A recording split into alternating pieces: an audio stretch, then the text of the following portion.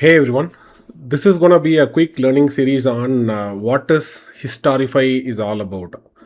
So in OpenAlgo version 2, as you know, Historify is a new feature inside OpenAlgo, which is kind of a full stack data management platform.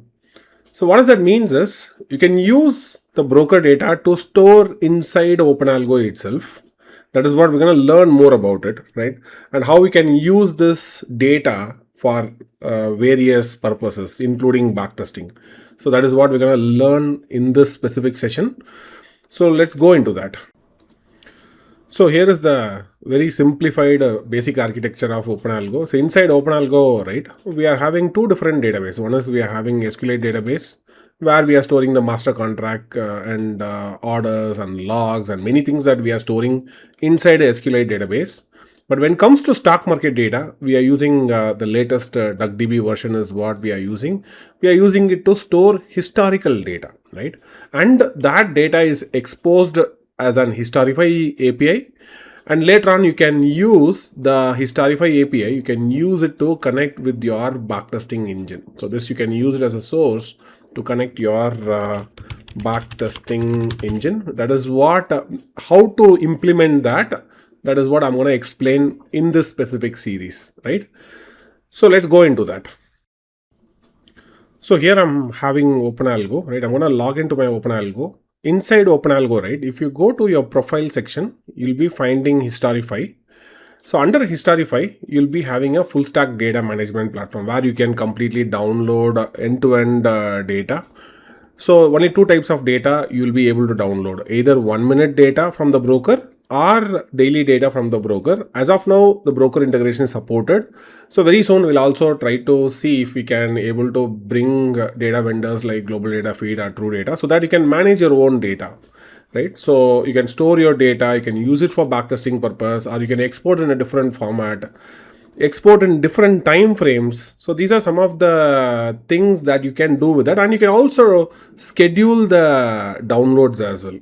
So I'm going to show you a sample here. Right now we're having a very basic watch list. So let's say I'm going to go and add a watch list. Let's say I'm going to add something like State Bank of India, SBIN. I'm going to go and select the State Bank of India. I'm going to add to the watch list. You see that automatically the symbol comes into the watch list. So now I want to download, let's say all these symbols, I want to download for the last 1 year. 1 year, I want to download daily data. As of now, it supports only two different data sets, daily and 1 minute. Let's say I'm going to download daily data set. So what it does is it automatically goes to the download job section. It downloads the entire historical data and it places inside the DuckDB, right? So DuckDB is kind of a fast DB and it's really good in backtesting. Your backtesting engine will be very much faster if you are going to use DuckDB as a database. One of the reasons why we are using DuckDB. So once the download is done, right, you can go and see what kind of data has been stored. Let's say there is a charting section has been integrated, which opens up the TradingView lightweight charts. You can go and check whether the database is correct or not, right? This is not a real-time data, but whatever the data is downloaded in your DuckDB, you'll be able to see that so that you can get a confidence that whether the data is right or is there any flaw with the data, is there any mismatch with the data. So all those things you'll be able to understand from here. Now I'll go back. Now what you can also do with Historify is like, as I said, like you can also use 1 minute time frame. For time being, I'll try to download the 3 minute time frame. So last 3 months of 1 minute data is what I'm going to download for all the three symbols. So you can add as many watch list in your, you can add as many symbols in your watch list. Let me download. So this will be downloading 3 months of historical data for all the list of symbols, whatever you have. You can pass the thing. You can also stop it if you don't want, right? So once the data is downloaded, you will be able to see the increased number of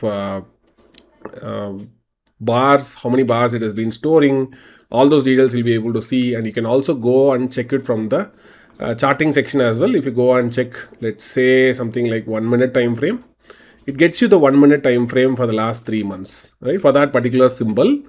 And the same database, we can use this to bring our custom time frame. Like let's say you want a 5 minute time frame, the same 1 minute time frame will be reframed to a different time frame interval. So the 5 minute is developed from the 5 minute aggregated charts. You can go and try out your own custom time frames, or there is also a custom time frame option is also there. You can go and set, let's say you want a 7-minute chart, you can go and get those things. Everything is built from the 1-minute time frame. Okay, so this is Historify. What else I can do if you ask me? There are 2 more features inside Historify. One is the scheduler. You can go and schedule, let's say you want to download this particular data exactly at 6 o'clock or 6:15 or whatever the time frame that you want to download.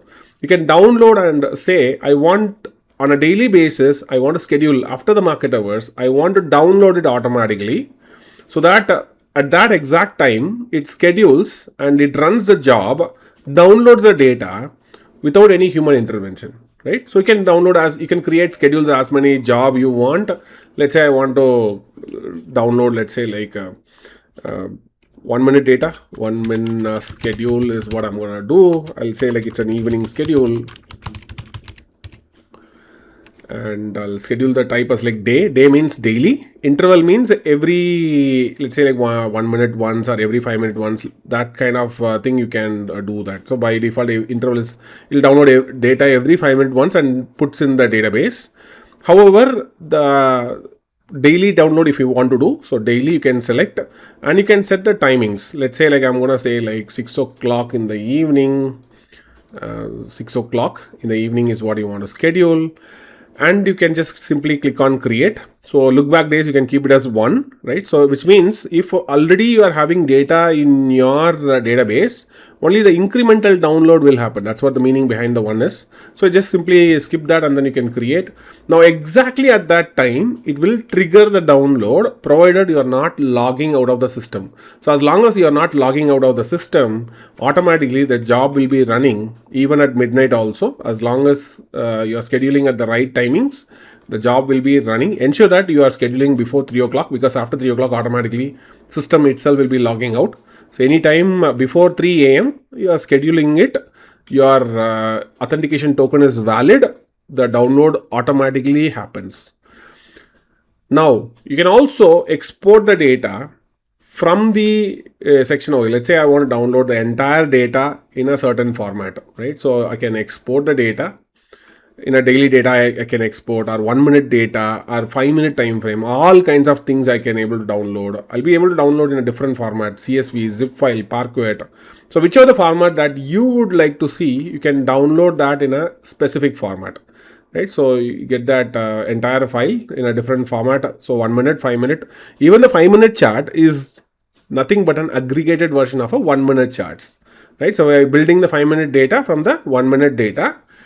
You are able to download and you can use it for a different purpose. Maybe if you want to import into AMI Broker, Ninja Trader, yes, you can do that. Or if you want to process for other research purpose also, you can do that. The next thing is you can also import the data. Let's say you want more data to import. You want to do more backtesting. Then there is an import feature is there. Right now, only one particular symbol can be imported at a given point in time. You have to import either 1 minute or daily time frame. These are the 2 intervals which are supported as a base interval inside Historify, right? So once this is also done, let's say you want to import 1 year of, or let's say like 13 years of Nifty future data or Bank Nifty future data, you'll be able to import it into the database. After importing, now comes the most fun part, right? So let me talk about that. I'm going to go to the API documentation. Remember, right now we have INFI, State Bank of India and TCS. So let's say we're going to play with the State Bank of India here. So I'll go to the API key. I'll go to the playground, right? So under the playground, you can see like data. If you go to the data, you'll be finding like historical data, State Bank of India. If I directly send over here, it automatically downloads the historical data from the broker directly. You see that the source is API. If the source is API, it downloads directly from the broker.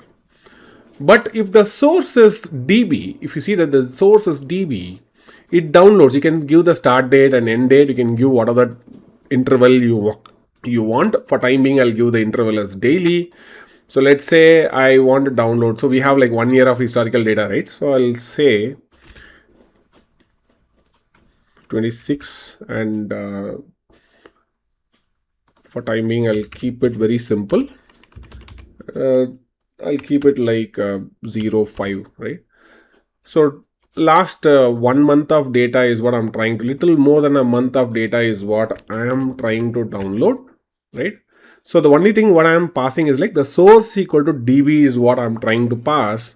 Everything remains the same. The endpoint remains the same, or even Python history function also remains the same. If I send this, you'll be able to get the data very faster. You see that the data rendering is like 39 milliseconds. Even if I'm gonna try something like last 1 year of data, right? This is last 1 year of data. If I try to render it within 40 milliseconds, you'll be able to download a huge amount of data using DuckDB, because DuckDB is very much faster in terms of rendering, and also from a backtesting point of view also, it is very much faster. Now the same thing, instead of accessing via API, what I'm going to do, since it is exposed via API, I'll be able to access, instead of giving directly to my backtesting engine, I will be accessing through my Python SDK. I'll be using a Python SDK, which I'm going to show you in a moment. And from the Python backtesting, we're going to use it for backtesting engine to backtest our trading ideas, right? So this is the flow. I hope you understand the flow here. Let's go and try it out, right? So let's go and let's go to the VS Code, and let's go and do a simple backtesting, right? All right, now if you get back inside the VS Code, you'll be finding this example folder inside OpenAlgo. Inside the example folder, you'll go to Python and you'll be finding this backtesting_vectorbt.py. So you can use this to install your VectorBT. Of course, you have to install VectorBT, right? So first thing is like you have to go to your terminal, and by default VectorBT is installed. You may have to install it. So I'll go to OpenAlgo, and then I'm going to run uv pip install VectorBT, right? So VectorBT, and probably also have to install one more thing called any widget, right? Once these two packages are installed, right? Now it is time to go and run this backtesting VectorBT library. If you scroll down, right, you can find a lot of interesting things. The symbol is State Bank of India, which is already stored in our Historify database. Exchange is NSE. And remember, the symbol is only OpenAlgo symbol, not the broker symbol. And the interval, for time being, I'm gonna say like 15 minutes. The 15-minute data is nothing but our 1 minute downloaded data from the Historify. We're going to use this as a base to download from the Historify, and we're going to use it for backtesting. So in order to fetch the data from the backtesting, DuckDB, right? What we're going to do is like we're going to use a historical data function. So history is the function that we're going to use. And the source I'm going to mention as DB. If I'm going to say API over here in small letters, it is going to fetch the data directly from the broker. However, I want my database to be faster. That's why we are using DuckDB. And my backtesting also has to be faster. That's why we are using VectorBT here. And in order to, we are setting the source as DB so that our data fetching is also faster from the DuckDB. And our backtesting is also faster because we are using a combination of DuckDB and VectorBT. Right, so what I'm going to do, I'll just simply go and type uv run. The file name is backtesting_vectorbt.py. I'm going to type enter. So we're going to do an 1 year of backtesting. So it's like total 28 signals is what, 28 entry signal, exit signal, everything is getting generated, and you'll be able to see the complete backtesting report. You'll be able to see. And the report also, complete entire report, you'll be able to see it over here. It's a very simple EMA crossover for testing purpose, right? So let me know in comments how you are able to backtest it, and what kind of backtesting tool or what kind of backtesting strategy that you are building, whether you are able to successfully able to build the strategy or not. Let me know everything in comments. So I hope this series help you to understand how to use OpenAlgo as a full stack data management platform, where you can manage your own historical data, directly download it from the broker and manage it, export it, import it, and how you can also use OpenAlgo Historify as your own backtesting base, right? So on top of that, you can develop your own backtesting engine. So let me know in comments like what you feel about Historify and what needs to be improved inside Historify. See you in yet another more interesting video, because a lot of interesting features that we had built in the last couple of days. Very soon we'll be talking more about that. Thank you.